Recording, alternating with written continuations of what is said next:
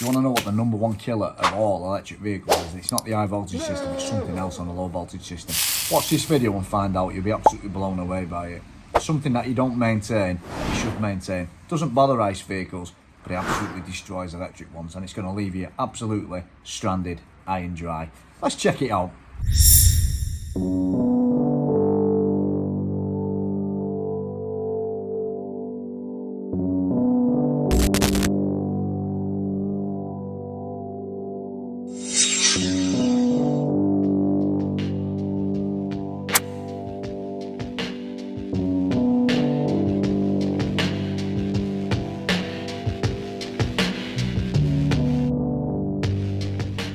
Well, that's how you get an i3 inside. Just get me jack now.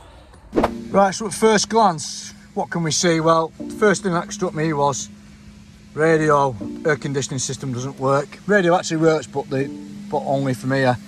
It says now it's got heavy steering, drive carefully, handbrake don't work. There's lots of things basically. The main thing though, what is the most striking thing, is the fact that basically that doesn't work. Massive amount of fault codes. That's not good. EME, internal fault. You know, they're like €10,000, the electrical machine electronics. It says no.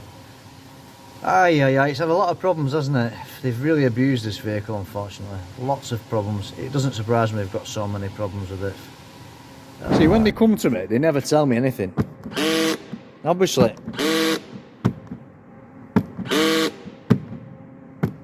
that's the reason why it's bloody not working, isn't it, essentially?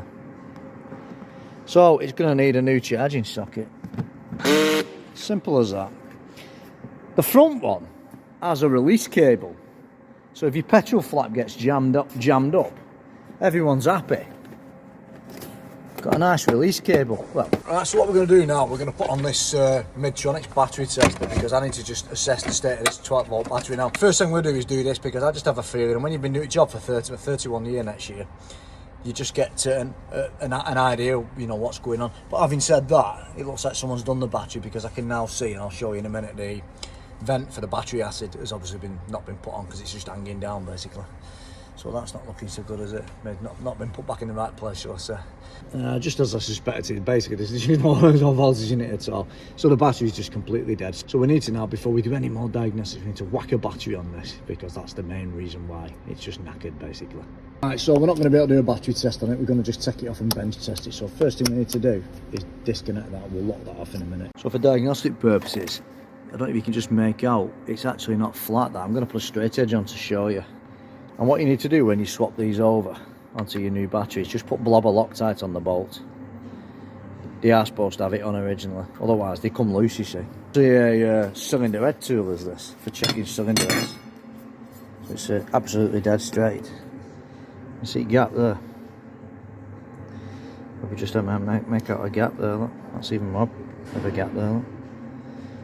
Compared to that one, which is obviously pretty much perfectly flat. Right, so there's obviously still a shitload of fault codes, which you would probably expect. However, the radio is now working, the heaters are now working. We've still got a massive issue with the handbrake not working and lots of other stuff. But obviously we had a faulty battery. But as with anything that comes that we haven't got a goddamn clue, you know, what's happened to it, there could be other issues, and unfortunately, now it's going into neutral. Okay.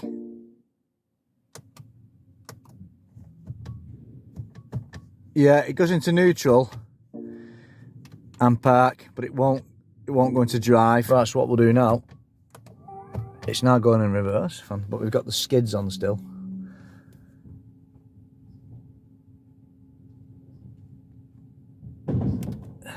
Well, it works, doesn't it?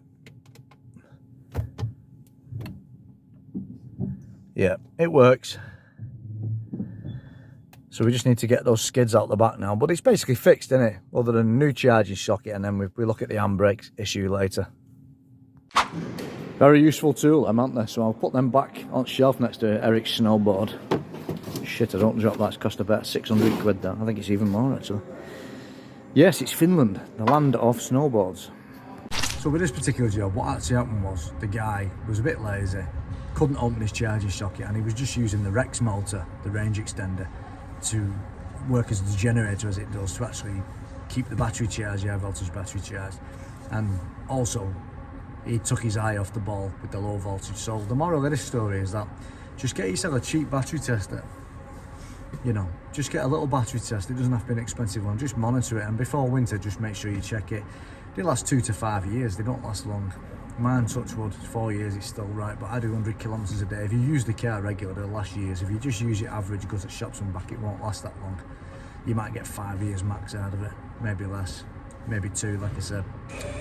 So when your low voltage battery goes on a i3, or perhaps maybe any other electric car in that sense, I don't know, it could cause more problems than you can imagine. So the entire car shuts down, completely shuts down, leaves you completely stranded high and dry. So that's something you probably didn't think about. And you see how many fault codes there was. Unbelievable. And this car had actually been somewhere else. It had so many fault codes, he refused to even look at it. But really, it was just a simple battery fault, that was it. It's not rocket science, is it? And that's what it's all about, fault finding. And I hope you enjoyed that video. Nice and short. Hopefully you watched it to the end. Please subscribe. Please help me grow my channel. And consider joining this YouTube membership and support me that way, so as I can use the money to buy more teaching tools and things like that. See you soon.